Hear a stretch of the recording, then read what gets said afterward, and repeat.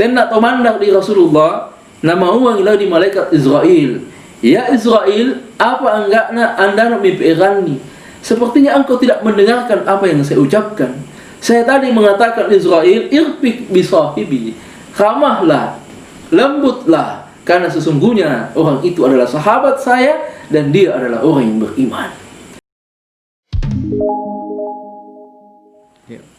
Assalamualaikum warahmatullahi wabarakatuh. Bismillahirrahmanirrahim. Alhamdulillahi rabbil alamin. Wassalatu wassalamu ala Rasulillah Sayyidina wa Maulana Muhammadin wa ala alihi wa sahbihi wa mawala. Alhamdulillah, puji syukur kita panjatkan kehadirat Allah Subhanahu wa ta'ala, Allah yang menciptakan matahari yang tidak pernah panas. Yang panas adalah yang merasakan cahaya matahari. Allah yang menciptakan air yang tidak pernah dingin. Yang dingin adalah yang merasakan air. Allah pemilik kesempurnaan, menciptakan langit dan bumi, wa ikhtilafil laili wan nahar, dan mempergilirkan antara malam dan siang. Salawat dan salam keharbaan Rasulullah sallallahu alaihi wasallam. Membaca salawat bukan kepentingan Rasulullah, membaca salawat adalah kepentingan bagi yang membacanya. Suatu waktu Allah membagi-bagi tugas kepada malaikat-malaikatnya. Dalam kaidah Islam kita mengenal ada banyak malaikat, tapi ada 10 malaikat yang wajib kita ketahui. Ketika Allah membagi tugas kepada malaikat-malaikatnya, Allah kasih tugas malaikat Ridwan untuk menjaga pintu-pintu surga. Allah kasih tugas malaikat Malik untuk menjaga pintu-pintu neraka. Allah kasih tugas malaikat Mikail untuk mengurusi segala hal yang terjadi di dunia ini, mengatur awan, menurunkan hujan, dan rezeki manusia. Demikianlah malaikat-malaikat yang lain, malaikat Munkar wa Nakir, Allah tugaskan untuk bertanya dan memeriksa manusia di dalam kubur. Ketika Allah membagi tugas kepada malaikat ini, semua malaikat bergembira menerima tugas dari Allah Subhanahu wa ta'ala. Tapi ada satu malaikat yang tidak begitu gembira, namanya adalah malaikat Israel, yang Allah tugaskan untuk mencabut nyawa segala yang namanya hidup. Malaikat Israel ini akhirnya kembali kepada Tuhan, membalik dari Allah Ta'ala dan mengatakan kepada Tuhan, ya Allah, saya akan menjadi malaikat yang akan paling banyak ditakuti oleh segala yang namanya hidup. Saya akan paling banyak ditakuti oleh manusia ini, oleh karena sayalah pemutus kenikmatan, sayalah yang ditugaskan untuk mencabut nyawa. Oleh karena itu, malaikat Israel ini sebelum melaksanakan tugasnya, dia meminta satu permohonan kepada Allah Subhanahu wa ta'ala. Lalu Allah mengabulkan permohonan malaikat Israel itulah. Permohonan malaikat Israel, ya Allah, jadikan semua orang yang akan saya cabut nyawanya itu lupa kepada saya. Dia tidak mengingat saya ketika saya akan mencabut nyawanya. Untuk memenuhi permintaan malaikat Israel inilah, sehingga Allah menciptakan lagi satu makhluk yang dikenal dengan nama sebab kematian. Itulah sebabnya ketika ada orang yang meninggal dunia, mate yanu nalapo yoto, mate yanu mengapai naruai penyakit jantung, kolesterol, dan seterusnya. Sebab-sebab kematian ini diciptakan oleh Allah untuk memenuhi permintaan malaikat Israel. Hadirin jamaah yang dimuliakan oleh Allah Subhanahu wa ta'ala. Lalu bagaimana perjalanan kematian ini? Apa yang dimaksud dengan mati? Mati itu adalah tidak berfungsinya nyawa terhadap jasad manusia. Ketika nyawa tidak berfungsi terhadap jasad, itulah yang dikatakan dengan nama kematian. Seperti lampu yang dipadamkan, lalu kemudian lampunya tetap ada, tapi cahayanya tidak berfungsi kepada lampu. Maka dalam problematika kematian ini, Allah Subhanahu wa Ta'ala memberikan kepada kita, idza jaa ajaluhum la yastakhiruna sa'a wa la yastaqdimun. Memberikan peringatan-peringatan kepada kita bahwa ketika ajal itu tiba waktunya, maka tidak bisa dimajukan dan tidak bisa dimundurkan. Ada satu kisah yang sangat menarik dari ajal ini, bahwa ternyata kematian itu ditugaskan oleh Allah kepada malaikat Israel, itu mesti bertemu antara waktu dan tempatnya. Lalu hadirin, waktu dan tempat ini harus ketemu. Dalam sejarah zaman Nabiullah Sulaiman alaihissalam, Nabiullah Sulaiman alaihissalam pernah suatu ketika, waktu Nabi Sulaiman mapanayai, dia memberikan pengajian kepada jamaahnya. Lalu tiba-tiba ada jamaah yang terlambat datang, laki-laki.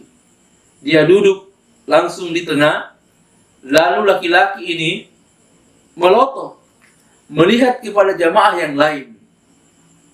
Nah, jamaah yang terlambat datang tadi ini belum selesai pengajian, dia sudah kembali pulang. Lalu hadirin, ketika Nabi Sulaiman menutup pengajiannya, ada satu jamaah yang menghadap kepada Nabiullah Sulaiman alaihissalam. Dia berkata, "Ya Nabiullah, tadi ada orang yang terlambat datang. Kemudian dia duduk, dia melotot kepada saya. Nabullah ya Nabiullah. Saya dilihat dengan mata yang sangat tajam. Siapa itu ya Nabiullah?" Nabi Sulaiman menjawab, "Jangan khawatir. Dia itu adalah teman saya. Dia itu adalah malaikat Israel yang menjelma. Biasa memang dia datang untuk mengikuti pengajian saya." Tapi jamaah ini sangat takut, sangat khawatir, apalagi Nabi Sulaiman menyebutkan kata bahwa dia itu adalah malaikat Israel. Lalu jamaah ini hadirin meminta kepada Nabi Sulaiman. Dia meminta kepada Nabi Sulaiman, "Ya Nabiullah, jauhkan saya dari tempat ini. Saya tidak mau bertemu kembali dengan malaikat Israel itu yang menjelma sebagai seorang laki-laki." Nabi Sulaiman kembali mengingatkan bahwa tidak apa-apa, dia adalah teman saya. Namun jamaah yang begitu takut ini akhirnya memohon sekali lagi kepada Nabi Sulaiman agar dijauhkan dari Mesir, dijauhkan dari tempat pengajian Nabi Sulaiman alaihissalam. Oleh karena jamaah ini sedikit memaksa, maka Nabi Sulaiman memanggil angin. Dalam riwayat, Nabi Sulaiman ini dapat berbicara dengan seluruh binatang, berbicara dengan jin, termasuk berbicara dengan angin atau awan. Dia panggil angin, "Ya angin, bawalah orang ini ke tempat yang jauh. Bawalah orang ini ke tempat yang jauh."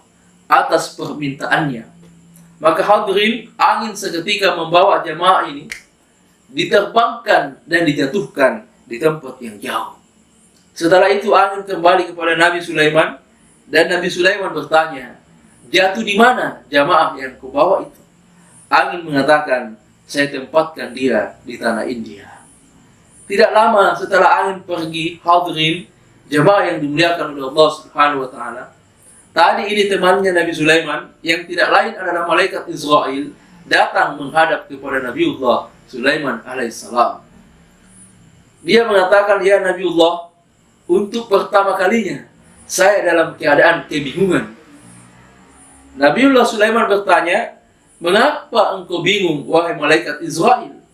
"Saya bingung oleh karena sebentar lagi ada orang yang akan saya cabut nyawanya di tanah India. Tapi orang itu ada di tempat ini, sementara tanah India adalah tanah yang jauh dari Mesir. Bagaimana ini ya Nabiullah, Nabi Sulaiman?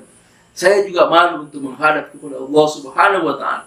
Tetapi yang pasti, nyawa itu bisa dicabut, ketika tiba waktunya dan tepat di mana tempat nyawa itu dicabut.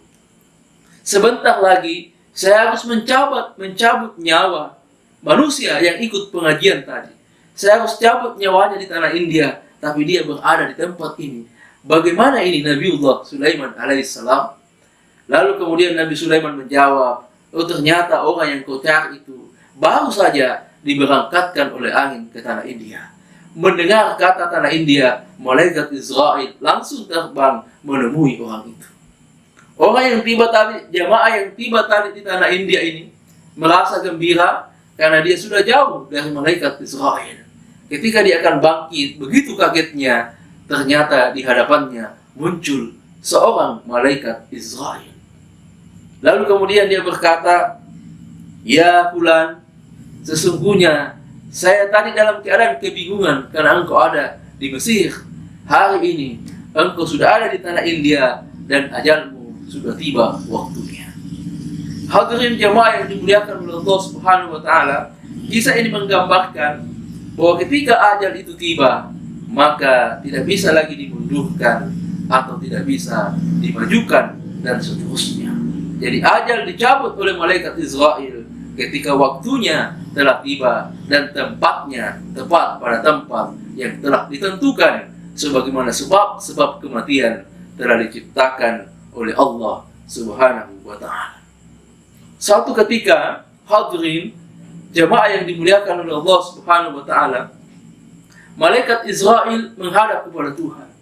Ya Tuhan, tugas sudah selesai dilaksanakan. Sudah tidak ada lagi yang hidup, hanya kita berdua.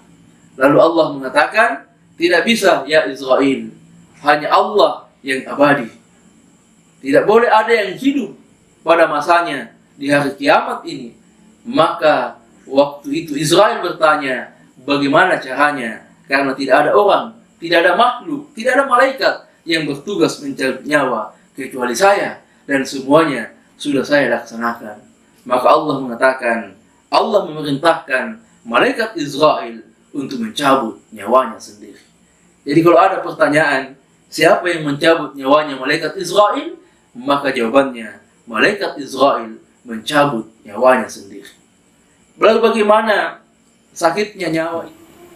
Ketika malaikat Israel mencabut nyawanya sendiri, pada saat itulah dia mengatakan, ya Allah, seandainya saya tahu sakitnya nyawa yang dicabut ini, maka saya tidak sanggup melaksanakannya.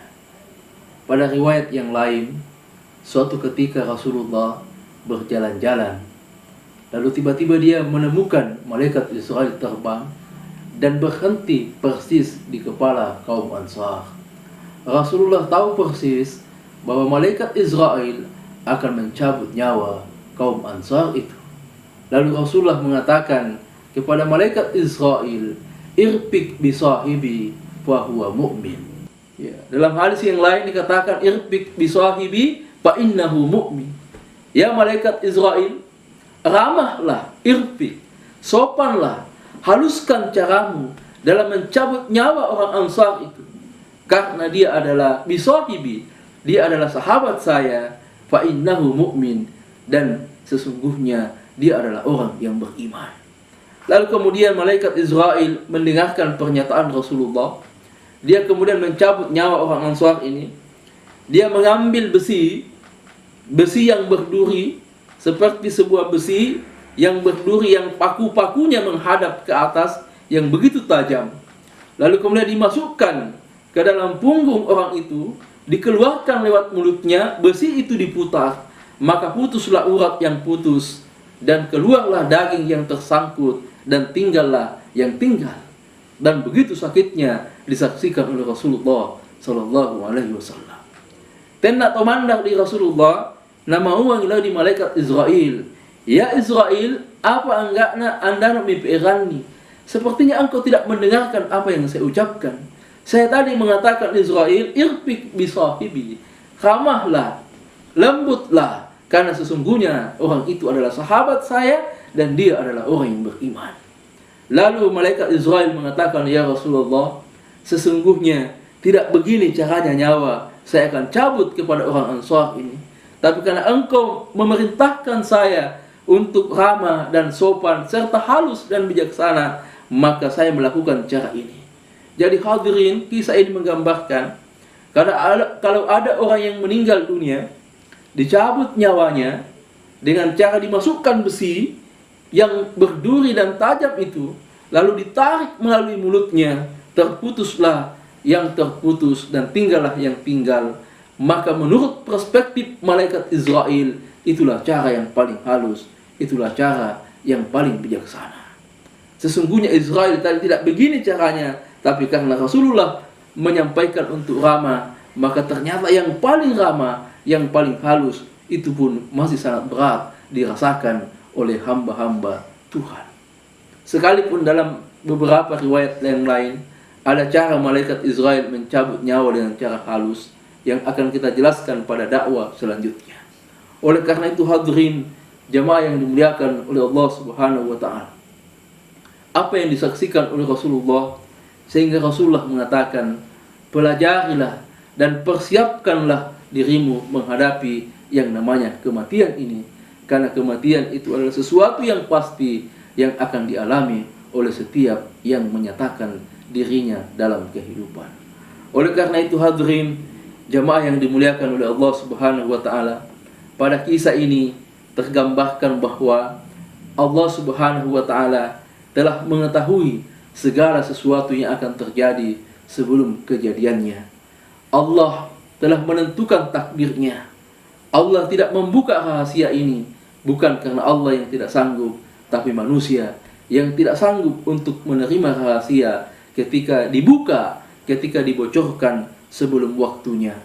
Oleh karena itu hadirin jamaah yang dimuliakan oleh Allah Subhanahu wa taala, mari kita memperbanyak ibadah, memperbanyak takarub kepada Allah Subhanahu wa taala, memperbanyak mendekatkan diri kepada ulama, mendekatkan diri kepada para wali-wali Allah, karena hanya dengan cara itulah kita akan bisa mendapatkan syafaat dari Rasulullah sallallahu alaihi wasallam.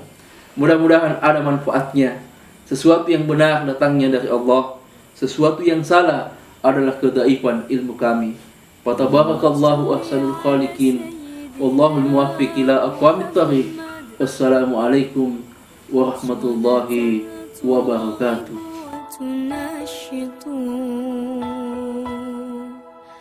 وتحمس بها الجهاد لإحياء وإعلاء دين الإسلام وتحمس بها الجهاد لإحياء وإعلاء